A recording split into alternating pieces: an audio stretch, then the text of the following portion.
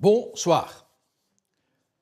Bouhelem était devenu tellement important dans l'image que veut se donner le régime algérien de sa propre composante, de sa propre hiérarchie, qu'il en était arrivé à passer pour le véritable numéro 2 du pouvoir. Avant même le général le plus important de la junte, Saïd Chenguereha. Et pour cause, puisque la Tebbounri ne faisait rien pour contredire cette influence décisive qui lui est prêtée dans les plus hautes sphères du système. Bien au contraire, tout était fait pour la confirmer, par son omniprésence aux côtés du président Tebboune, tout particulièrement lorsque celui-ci recevait des personnalités de premier plan, l'ex-ambassadrice des USA, les envoyés spéciaux du président Trump et autres événements du genre. Un personnage incontournable, à un point où il passe pour les initiés du sérail, pour le véritable coordinateur des services et l'éminence grise de Tebboune. Mais voilà que du jour au lendemain fusent les rumeurs les plus folles à son sujet. Bouhelem serait en disgrâce. Il aurait été écarté du jour au lendemain de la présidence. Certaines sources évoquent même une enquête contre lui sur un dossier brûlant. D'autres pistes, par le truchement de réseaux sociaux et autres relais du régime, le donnent pour très malade, évacué en urgence vers un hôpital militaire belge, disent les uns, suisse, affirment les autres. Ce qui semble peu plausible, puisque si c'était le cas, si ce n'était qu'un problème de santé, la présidence aurait été la première à donner l'information et à apporter son soutien et ses vœux à cet homme, le premier collaborateur du président lui-même. Il en est de même pour une dame, parachutée par le président lui-même à la tête du Croissant Rouge et nommée par le même président à la tête d'un organisme sur la société, au commissariat, ou je ne sais comment il s'appelle, de la société civile. Et donc, qui se retrouve elle aussi dans un gros scandale de révélation genre Epstein, dont je ne vais pas me faire le relais. C'est ainsi que des sources non identifiées, mais qui sont proches du régime et des services, nous font savoir qu'elle serait, elle aussi, sur une voie d'évacuation, tandis que d'autres affirment qu'elle aurait été reconduite pour les 2 sièges qui lui auraient été gracieusement offerts. Nous en sommes là, dans un système qui fonctionne d'un côté au tribalisme, à la cooptation, au clanisme, au copinage et autres choses que je n'ose même pas nommer, et de l'autre côté, à la rumeur, à la manip, à la censure, à l'infox, à l'intox, au blackout, à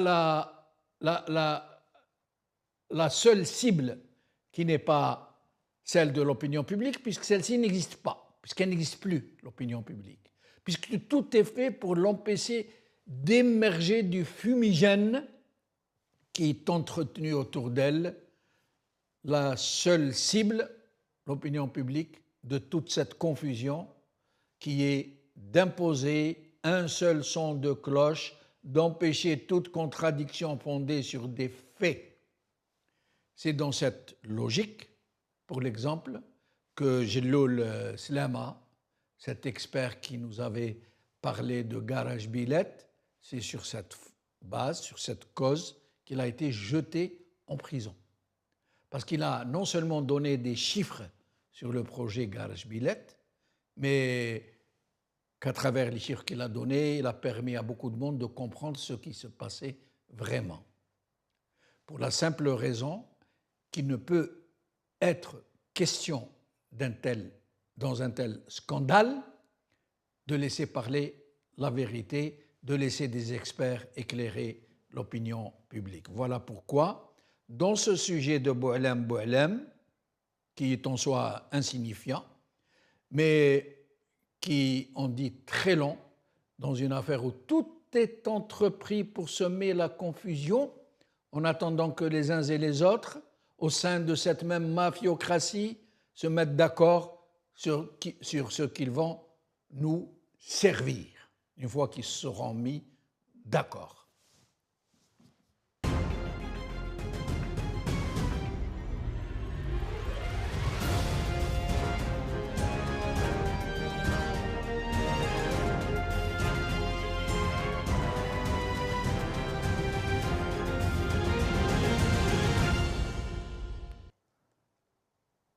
Algérie dans les coulisses d'un système de rumeurs et de désinformation, je suis tenté de dire.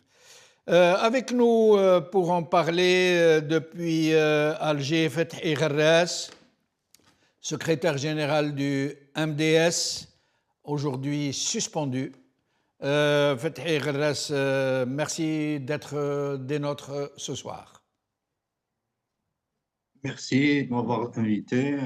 Zoul Filaoun, salam alaikum, bsal khair alaikum.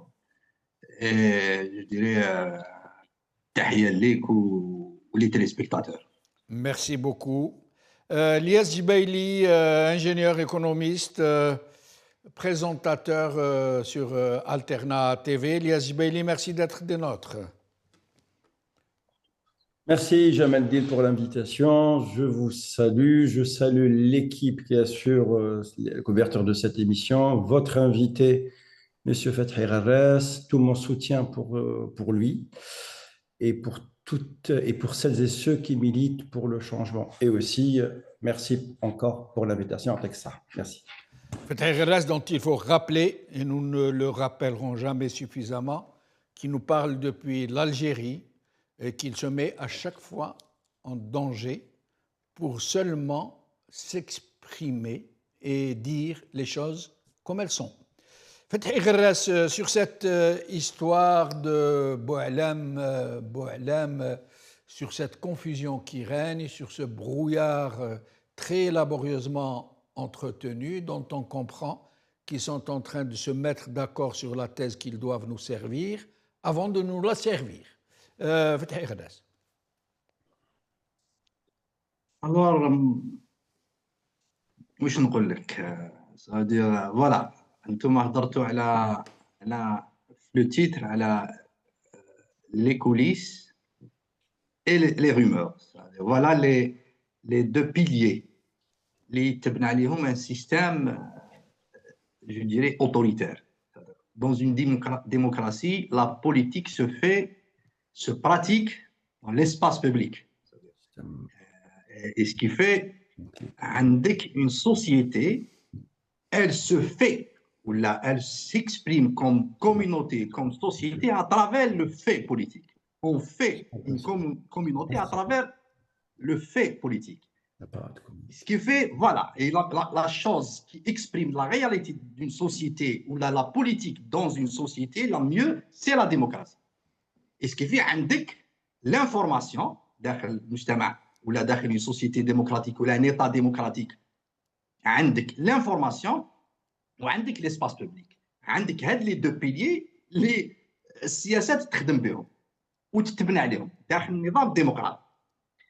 Dans un système fermé, autoritaire, dictatorial, despotique, eh ben, on substitue à la société, à l'espace public, les coulisses. Où l'information, on gère les rapports de force politique.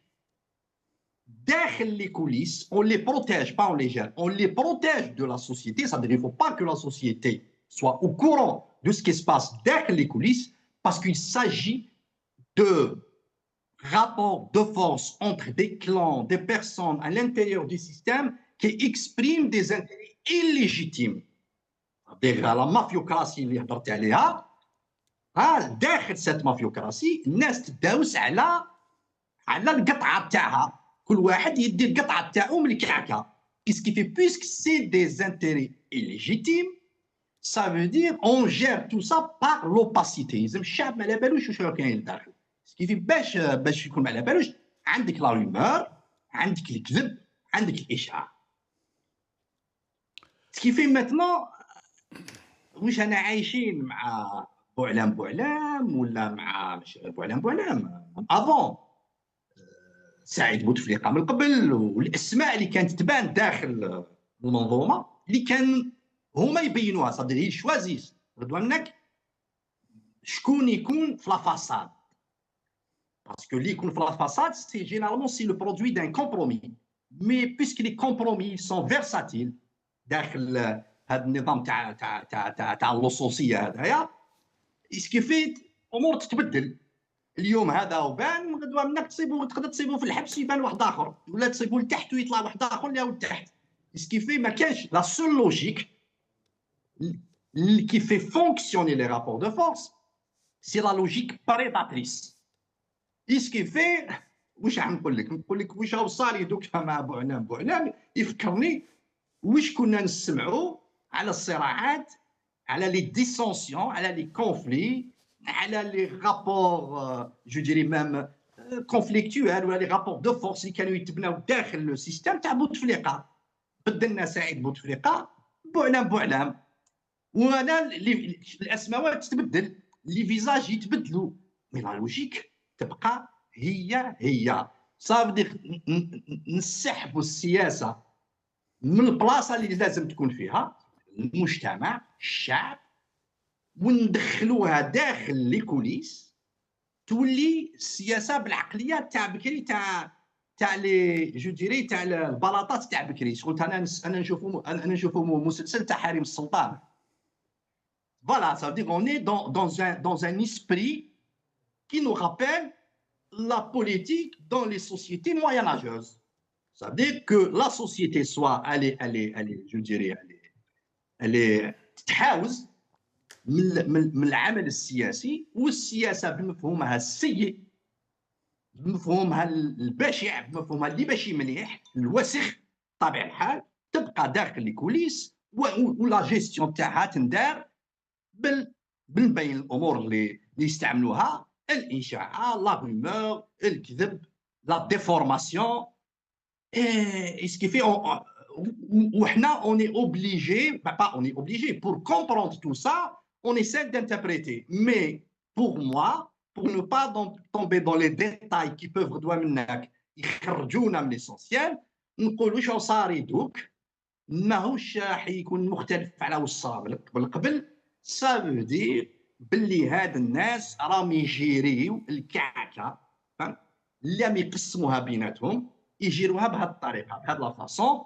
اي شاك فوا كاين صراعات تخلق دي رابور دو فورس جدد مي لا لوجيك تبقى هي لا مافيوكراسي عمرها ما تبدل كيما كي تشوف لو سانديكا دي كريم روح تبع غدوه منك لو فيلم تاع الباران حبيت تفهم الجيري روح تبع شوف الفيلم تاع الباران تفهم الجزائر كيفاش تخدم. انا شخصيا فتحي moi je préfère Carnaval في الدشرة.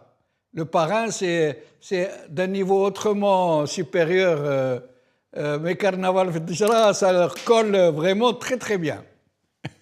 خلط بيناتهم ديرها مارياج. On va faire une alchimie entre les deux. Lies Jbeili, avant de vous donner la parole, nous allons voir une petite infographie sur M. Boualem, dont il n'est pas très déplacé de dire qu'il était une sorte de parrain, n'est-ce pas? Regardons ensemble.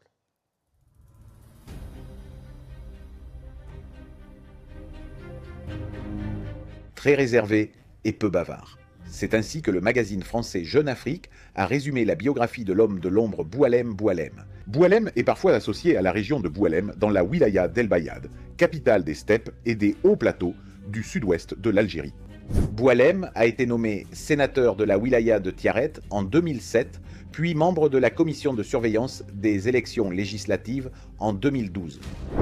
Parmi les postes importants qu'il a occupés, il a été nommé juge et conseiller à la Cour suprême à Alger en 2015. Ce poste judiciaire a permis à Boualem d'accéder à de nombreux dossiers sensibles, au point qu'il est devenu connu comme le réservoir d'informations au sommet du pouvoir. C'est ce qui a probablement conduit à sa nomination à un poste de sécurité pour diriger un service de renseignement d'écoute avec le soutien des Émirats grâce à la fourniture des appareils les plus avancés. Après la présidentielle de décembre 2019, il semblait que les nouvelles autorités algériennes avaient besoin de quelqu'un pour répondre aux exigences du nouvel arrivant au palais d'El Mouradia. Boualem a été nommé conseiller juridique du président Tebboune pour une durée de 3 ans avant d'être promu à la présidence du cabinet de la présidence et de superviser le comité national supérieur chargé des questions d'investissement. Le 6 octobre de ce mois, ses fonctions de conseiller du président Tebboune ont été officiellement terminées, mais il a été maintenu en tant que chef de cabinet de la présidence de la République. Des sources décrivent Boualem comme l'homme le plus proche du président Tebboune, tandis que d'autres le comparent au défunt général Larbi Belkir, sous la présidence de Chadli Benjedid. Ilyas Jebaili, donc voilà ce monsieur qui passe très officieusement, mais non moins très efficacement, pour avoir été, depuis qu'il est avec Tebboune, le véritable coordinateur des services, pour les appeler comme ça, à plus forte raison qu'il a à ses côtés, qu'il avait à ses côtés un homme très peu connu des Algériens, mais qui en fait était dans le centre névralgique du DRS pour avoir été le directeur de cabinet de Taufer en personne pendant 25 longues années, un grand expert en termes de sécuritaire, et qui donc aidait beaucoup Boualem à coordonner donc ses services de sécurité pour le compte de M. Tebboune. Et il semble qu'aujourd'hui, il soit au milieu d'une très forte bourrasque, peut-être un très gros scandale, qu'ils sont en train de se consulter pour essayer de voir comment ils pourraient ne pas en parler, parce que ça pourrait éclabousser tout le monde, toute ce cloaque qui est devenu la présidence de la République. Et donc, à votre avis, Ilyas Jebaili, qu'est-ce que vous pensez de tout ça, de cette affaire tout particulièrement? Tout d'abord, Jamel Din, on est, au fait, le cas de Boualem est un cas parmi d'autres cas dans un système opaque. Dans un système opaque, c'est-à-dire en l'occurrence le système, le pouvoir, le régime algérien, est un système opaque où les communiqués ne parlent pas, voire disent peu. Mais on envoie des signaux politiques. Des signaux politiques, un déplacement administratif, une mutation ou fin de mission. Donc c'est ça ce qu'on appelle le système opaque algérien, c'est-à-dire il n'y a pas de communiqué. Quand on veut effacer quelqu'un, on l'efface d'une manière brutale. Quand il tombe en disgrâce, c'est que on veut plus de lui. Monsieur Boualem, il concentre à lui seul cette ambiguïté du pouvoir opaque algérien. Parce que c'est un rouage sensible et central du cercle présidentiel. C'est lui qui dicte, c'est lui qui est derrière les nominations, c'est lui qui est derrière les retraits, c'est lui qui est derrière les habilitations, et c'est lui aussi, Jamel Din, c'est le pivot des équilibres internes des forces, et des forces et des contre-forces, des pouvoirs et des contre-pouvoirs au sein du pouvoir algérien. Dawla fi dakhl dawla, État dans un État.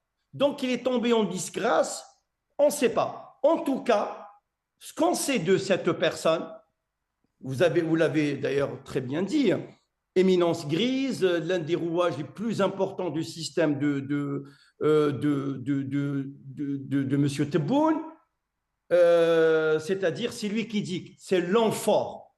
Je ne sais pas si la comparaison, à proportion gardée, elle est la même que l'Arabi Belkhair au temps de Chadi ibn Jdid. La corrélation, elle est un peu osée. Mais bon, en tout cas, le pouvoir algérien, quand il veut effacer quelqu'un, quand le pouvoir algérien veut se déplacer, il efface. Il envoie un signal politique.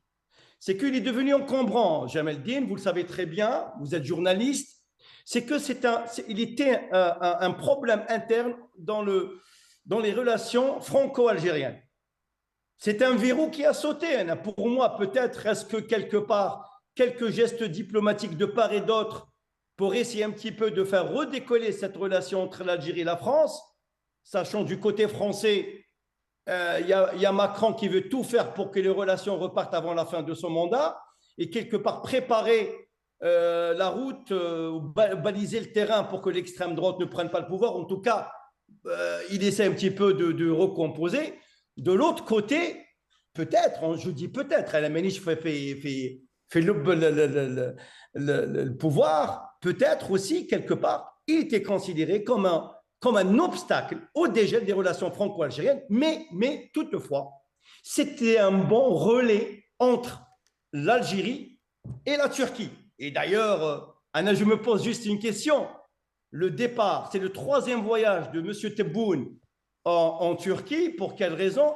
Nous à gauche et à droite pour essayer d'influer la Turquie, pour peser, pour faire pression, parce que c'est un allié très important, sont des États-Unis au sein de l'OTAN, sur la question du Sahara occidental. Personnellement, étant, si on veut analyser, est-ce que l'Algérie a besoin, si elle veut ouvrir les relations avec les États-Unis, de passer par la Turquie sur la question du Sahara occidental? Je ne pense pas. Personnellement, je ne pense pas. Peut-être aussi, quelque part, pour rassurer la Turquie que l'absence de M. Boualem rassurer que voilà, ceci, cela. Enfin, voilà. En tout cas, l'Algérie veut faire décoller sa relation avec la France parce qu'il y a un dégel. De l'autre côté, il faut qu'elle maintienne sa relation avec la Turquie. Mais effacement d'un homme aussi important avec un calibre très lourd que Boualem, ça veut dire, est-ce que ça va ouvrir une recomposition? Et une recomposition, vous le savez très bien, cher Jamel Eldin, dans un système autoritaire, on va dire dictatorial, opaque, comme le pouvoir algérien, ce n'est pas forcément une ouverture démocratique. Donc, c'est une recomposition pour maintenir et pour la maintenance du système de gouvernance. Et voilà, c'est question d'équilibre aussi des forces. Ad-Daif, Imout, celui qui tombe en disgrâce, c'est impitoyable. Comme disait au temps des Romains, quand les gladiateurs, ils perdaient, mort aux gladiateurs, mort aux vaincus. C'est tout. C'est comme ça qu'on peut interpréter les choses. Boualem, il va être remplacé ou il va revenir. En tout cas, il est tombé en disgrâce. Lies, on va revenir sur un autre aspect des choses au-delà du cas Boualem, c'est cette même mise sur tous les pouvoirs, c'est cette mafiocratie régnante, c'est ce pouvoir clanique dont les vicissitudes font qu'un jour c'est les X, un autre jour c'est les Y qui prennent le pouvoir les uns sur les autres, et dans un système absolument hallucinant. Alors, je vais vous citer la seule phrase qui existe sur la constitution dite constitution Tebboune, celle de 2020, sur la séparation des pouvoirs. La seule phrase. Je vous la lis. Les pouvoirs législatifs, exécutifs et judiciaires sont séparés et exercés dans le cadre des prérogatives qui leur sont respectivement attribuées par la Constitution, sans autre forme d'organisation ou de précision ou de distribution des pouvoirs ou de garde-fous pour empêcher l'empiètement des uns sur les autres. C'est la seule phrase de la Constitution. Dans un pays où la justice est composée de magistrats qui fonctionnent au téléphone, vous savez très bien, Fethi Garres, vous qui avez subi ces fameux coups de téléphone qui vous condamnaient avant même que le magistrat ne s'exprime. Dans une presse où les journalistes sont la solde du pouvoir de façon ouverte. Ils ne s'en cachent pas. Toute la presse écrite, radiofusée, télévisée est à la solde du pouvoir. Il fonctionne à la sommation et à l'injonction. Des partis politiques qui sont autant, Hacha peut-être un parti ou deux et encore, qui sont tous alignés au râtelier, à la mangeoire, qui attendent de l'argent et des quotas d'élus. Une université et des élites aux abonnés absents. Jamais, depuis 1962, jamais dans tous les pouvoirs qui se sont succédés au sein d'un même régime, rappelons-le, nous n'avons connu une telle absence de l'université et des pseudo-élites. Des élections systématiquement fraudées, truquées, où le régime décide qui doit être président, qui doit être député, qui doit être sénateur, et encore avec une organisation au sein des équilibres parlementaires, je ne vous dis pas, sinon on y passerait l'émission. Donc, dans tout ça, comment est-ce que vous êtes en train de voir ce qui est en train de se passer maintenant? J'aimerais vous entendre nous faire une lecture politique sur ces soi-disant équilibres qui n'en sont pas en fait. Qu'est-ce que vous pourriez nous dire à la lumière de tout ce détournement de la souveraineté populaire? On est en train d'affronter une situation déjà vue, avec une aggravation, une dégradation des rapports de force. Dégradation des rapports de force au bénéfice du despotisme, qui n'attend à la séparation des pouvoirs. اللي كتبوها في لا كونستيتيسيون تاعهم ديجا الشرط الاول باش نهضروا على la séparation des pouvoirs, il faut que les pouvoirs s'expriment à travers des institutions. احنا عندنا كيما عندنا une économie parallèle بلعت l'économie formelle, عندنا un pouvoir informel, un pouvoir parallèle qui est le pouvoir réel اللي بلع الدولة. C'est-à-dire qu'il a soumis l'État à ses exigences, à ses objectifs, à ses intérêts. الدولة مخطوطة. إذا كانت أنا لحقنا لهذا النيفو هذا وين le pouvoir réel s'exerce en dehors des institutions. Ça veut dire هذا le système ما يخلي حتى حاجة تكون autonome par rapport à ses objectifs, par rapport à son pouvoir, par rapport à ses intérêts. Il doit soumettre tout le monde. واللي ما يدخلش في الصف يبقى المطرق راح يسمع. Et c'est pour ça qu'on ne peut pas avoir en Algérie في هذا le moment هذايا ما نقدروش نهضروا على est-ce que vous m'entendez? Oui, parfaitement. ما نقدروش نهضروا على حاجة واسمها des institutions. ما نقدروش نهضروا على حاجة واسمها des partis politiques ou les partis politiques اللي يحبوا يخدموا autant que partis politiques المطرق راح يسمعهم par différentes manières. على بها داروا قانون الأحزاب. les syndicats اللي يحبوا يخدموا المطرق راح يسمعهم. les associations اللي حابين يخدموا المطرقه ويسناهم. le citoyen اللي يحب يكون عنده une parole autonome, un avis autonome, une position politique autonome, il va avoir le droit d'être citoyen المطرقه ويسناه. ce qui fait voilà la concentration des pouvoirs. ما نشوفوهاش, on va pas voir ça à travers برك les institutions vidées de leur sens. Non, on les voit y compris à travers les rapports qui existent entre la société et le pouvoir despotique. Entre toutes les composantes de cette société politique ou la société civile ou le pouvoir. Parce que la vraie société civile, c'est pas ce que propose le pouvoir ou le système. La vraie société civile autonome, la société des citoyens, شفناها pendant le harak. C'est ça, هذه la société civile. Et ben, le comportement du pouvoir envers cette société civile, معروف. C'est الحباس, c'est le مطرق, c'est les poursuites اللي راهو رانا عايشينهم tout le temps, فهمت, judiciaire. C'est la judiciarisation de la vie en Algérie, ماشي de la vie politique, de la vie en Algérie. معناتها n'importe quelle حاجه دوك النظام ما يرضاش عليها يروح يفريها بالمطرق والحباس. ميم واحد باع قرعه زيت زياده على واش يلزم يبيع يقدر يقدم لك يصيب روحو 15 سنه في الحبس, محكوم عليه 15 سنه في الحبس.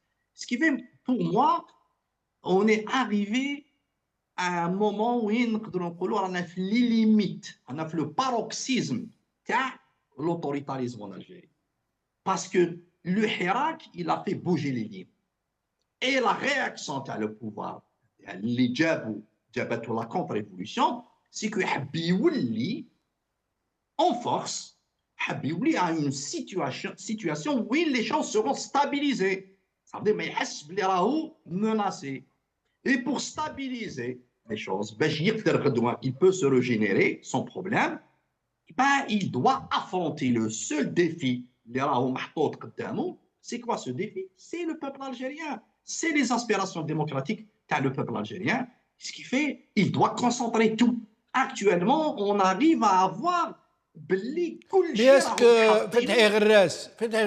Est-ce que ce pouvoir, finalement, n'est pas arrivé à ses fins, puisqu'aujourd'hui, ces aspirations dont vous nous parlez, elles sont étouffées.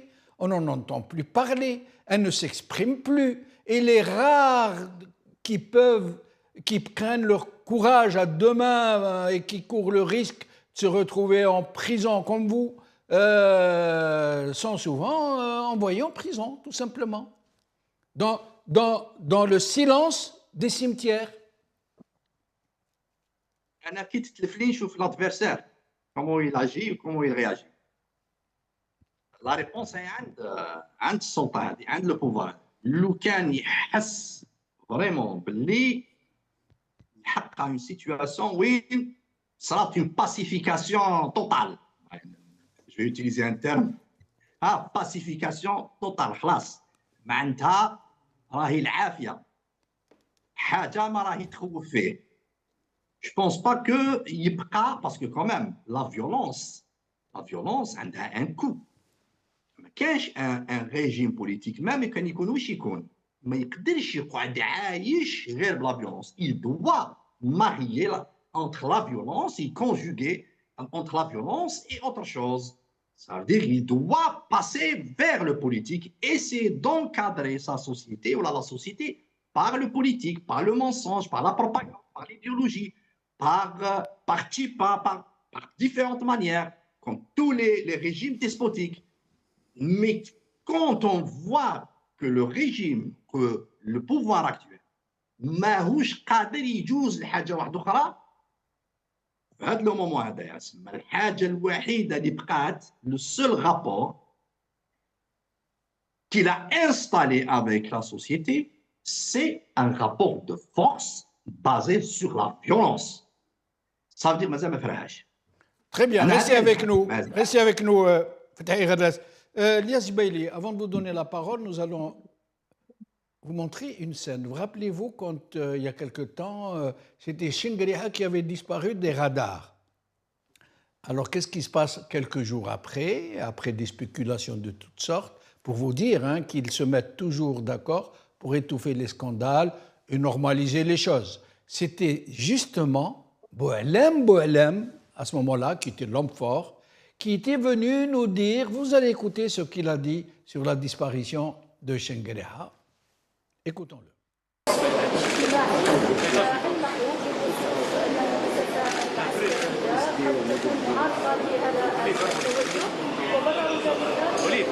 هي بالفعل طرح النقاش على مستوى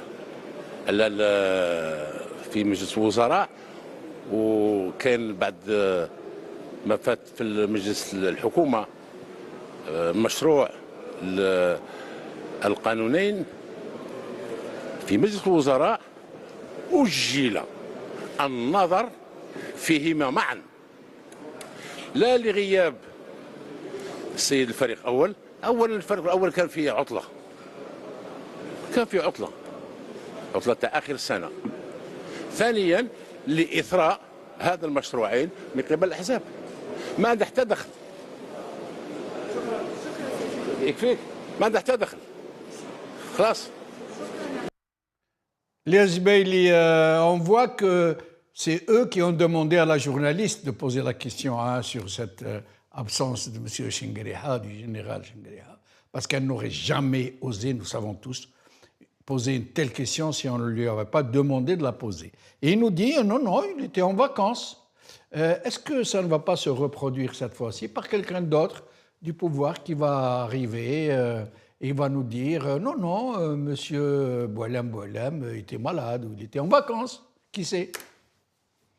Tout à fait. Au fait, je pense que ça nous rappelle aussi la jeune journaliste de HAL 24, je pense, qui a posé une question au ministre des Affaires étrangères russe, Lavrov, hein, et puis il s'est posé la question, il a répondu, c'était par rapport, vous m'arrêtez, cher Jamel-Din, si je me trompe, c'est par rapport à la question sur le Sahara occidental, enfin c'est une question un peu qui avait le lien par rapport à cette question. D'ailleurs, il ne s'attendait pas à cette question, mais cette question a été dictée. Donc, et aussi, un deuxième exemple, le discours fleuve qui a été enregistré, accordé aussi aux médias nationaux, toutes les questions des journalistes sont déjà faites, les questions sont déjà faites, planifiées. Vous parlez de la rencontre de M. Tebboune avec les médias nationaux. Absolument, tout à fait. Mais au fait, à vrai dire, au fait, c'est que le pouvoir algérien ou le régime algérien, il est immuable, Jamel-Din, depuis 62. Il est immuable, il n'a pas changé finalement. C'est-à-dire tous les dirigeants… Quand même, Lies, pardon de vous interrompre, très franchement, moi personnellement, en tant que journaliste, j'étais l'un des plus acharnés,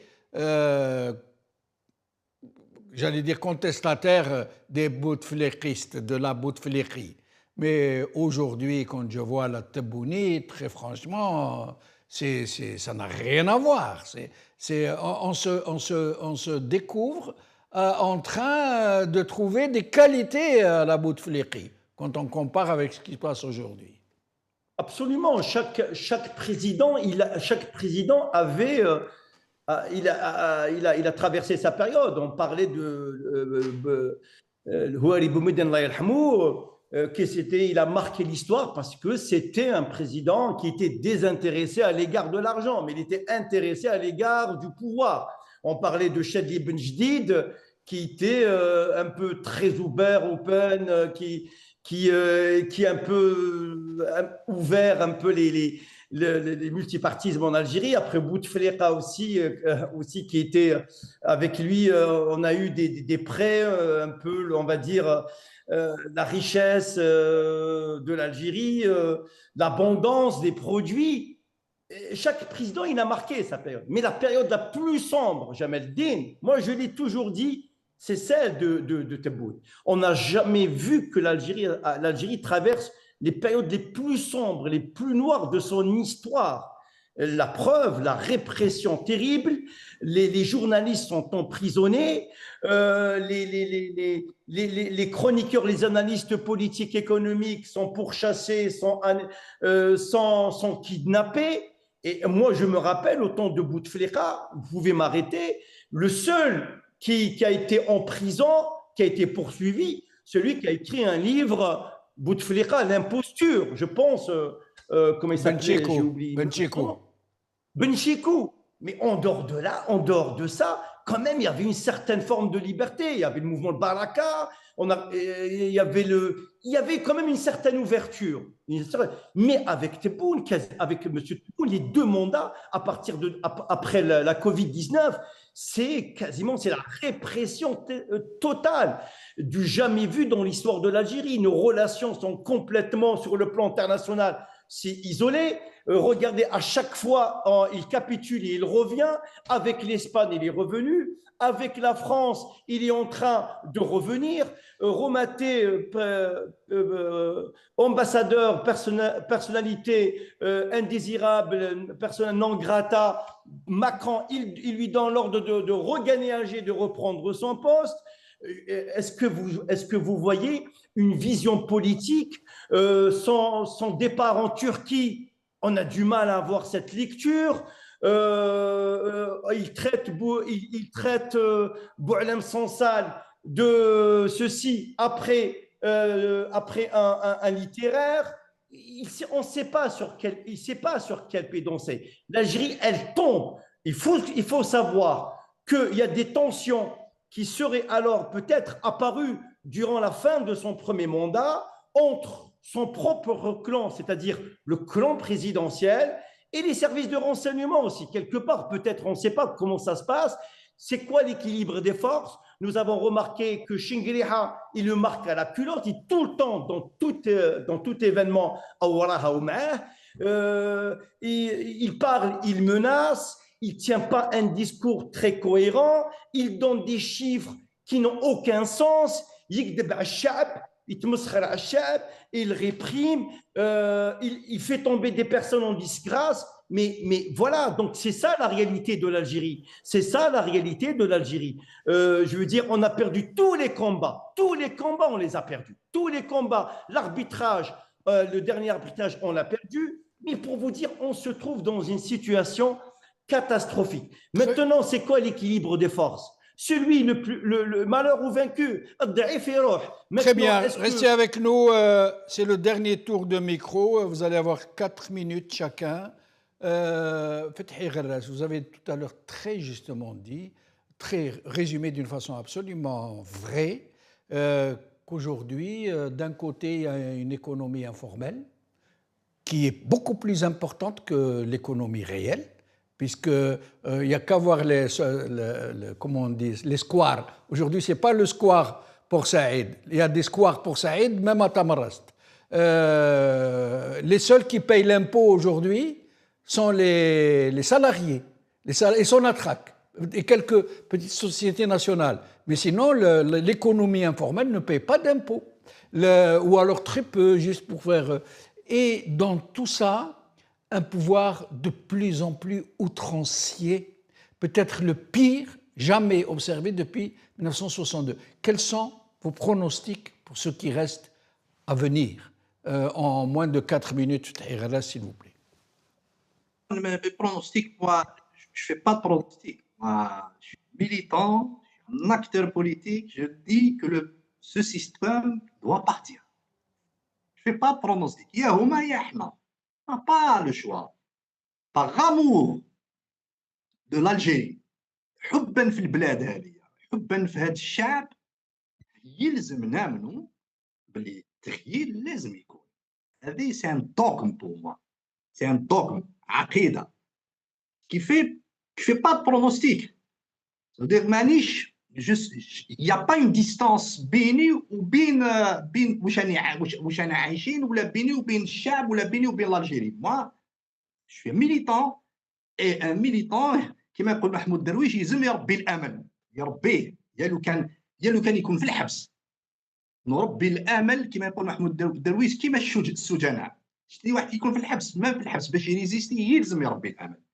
qui fait on doit affronter ce pessimisme apparent, je dirais, de la réalité par l'optimisme de la volonté et l'optimisme de la lutte pour une Algérie démocratique et sociale, une Algérie qui, en réalité, réalise les aspirations du peuple algérien depuis 1830. Même avant 1830, les Algériens, c'est un peuple vraiment اللي تربى على une culture politique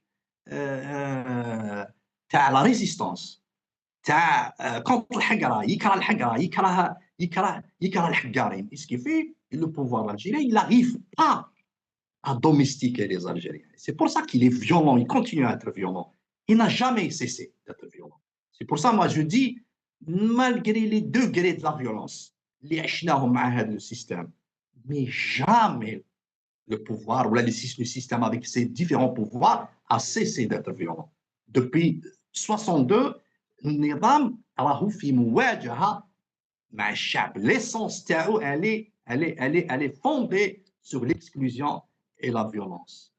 Ce qui fait pour moi tout le combat هذايا اللي رانا فيه اللي رانا نكملوا فيه بارابور انو زايو، باسكو ماناش حنا الاولين، سبقونا ناس وخلاو لنا حاجه حنا نبنيو عليها.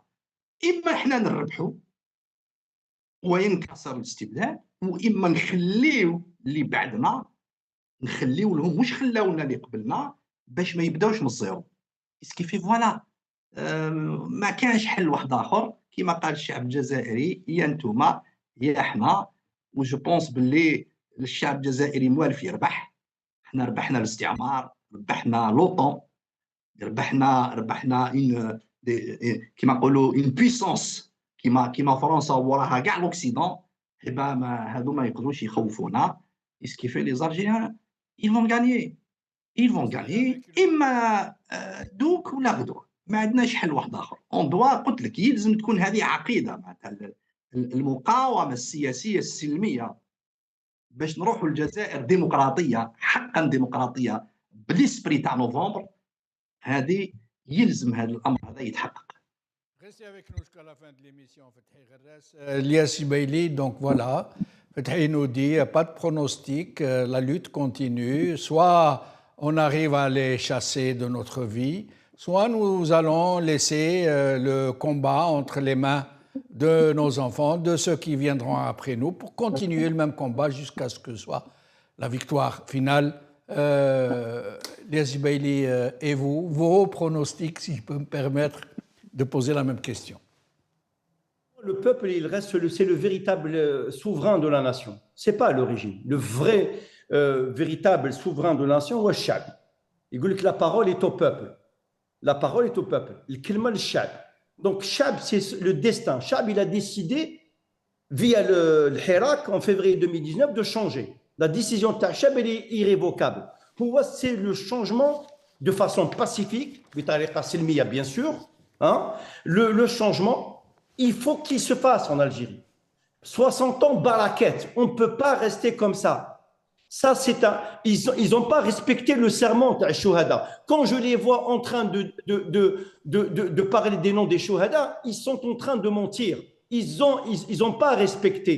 Parce que je pense que tous les Shuhada qui ont donné leur vie, ils ne s'attendaient pas à ce que ce pays soit confisqué. On vit dans une confiscation totale. Je dis totale. Non seulement des libertés. Le chab al-Jazairi ma yahouch ala al-khubz. Le chab al-Jazairi yahouch ala le développement des libertés. Les libertés, le développement des libertés, c'est un point cardinal pour construire sa nation. Maintenant, l'alternance, elle est irréversible. Le changement, il est irréversible. La décision de chab, elle est irrévocable. Maintenant, c'est à eux de comprendre la situation actuelle de l'Algérie. On est sur un ravin dangereux. On ne peut pas tenir comme ça un pays comme ça. En 2030, de façon comme ça, on déroule les petits jeux en dehors des institutions. Ils ont tout confisqué à Jamel Din. Non seulement les institutions, non seulement l'économie, non seulement les leviers du pouvoir, non seulement la diplomatie, non seulement les postes, quasiment, Chab est devenu otage de cette oligarchie, que ce soit politique ou militaire. Moi, je me rappelle, je ne sais pas, vous me corrigez, cher Jamel Din, Aït Ahmed, dans 66 ou en 65, qu'est-ce qu'il a dit? Il a dit la dictature militaire a remplacé la dictature politique. Ce n'est pas moi qui le dis, c'est Aït Ahmed. Les années 60, je ne sais pas dans quel contexte. C'est-à-dire que l'Algérie, depuis 1962, depuis qu'on a hissé le drapeau algérien, on n'a jamais vu un jour de liberté libre. Dans le sens liberté, c'est que vous êtes libre du point de vue polysémique. C'est-à-dire, tu peux entreprendre, tu peux créer un parti politique, tu peux parler, tu peux contester. Non, on est dans une dictature, que ce soit politique ou militaire. C'est le résultat de notre indépendance. Ils sont responsables. Donc, la balle aussi, elle est entre Chab. Chab lazim yafiq. Chab, il faut qu'il comprenne son destin. Et aussi, un message envoyé à l'élite, que ce soit à l'étranger ou à l'intérieur. Je pense qu'il faut rester désintéressé de certains privilèges. C'est un discours de vérité qu'il faut tenir, où l'appel à construire une autre nation est impératif. Le changement est maintenant. Maintenant, ça viendra, Jamal Din. Merci. Merci, ça viendra Lies. juste pour finir. Si ce n'est pas nous, il y a d'autres générations. En tout cas, l'Algérie va se diriger vers un État démocratique. Inch'Allah, vous me donnez envie de paraphraser Tariq ibn Ziyad. Alors nous on dira démocratia mafioqratia min wara'akum ou démocratia min amamakum. Fethi, peut-être en 30 secondes. Non, l'Algérie gagnera. والشعب يربح. Merci beaucoup, mes chers amis. Merci, chers amis, de nous avoir accordé votre aimable attention. Bonne soirée à vous.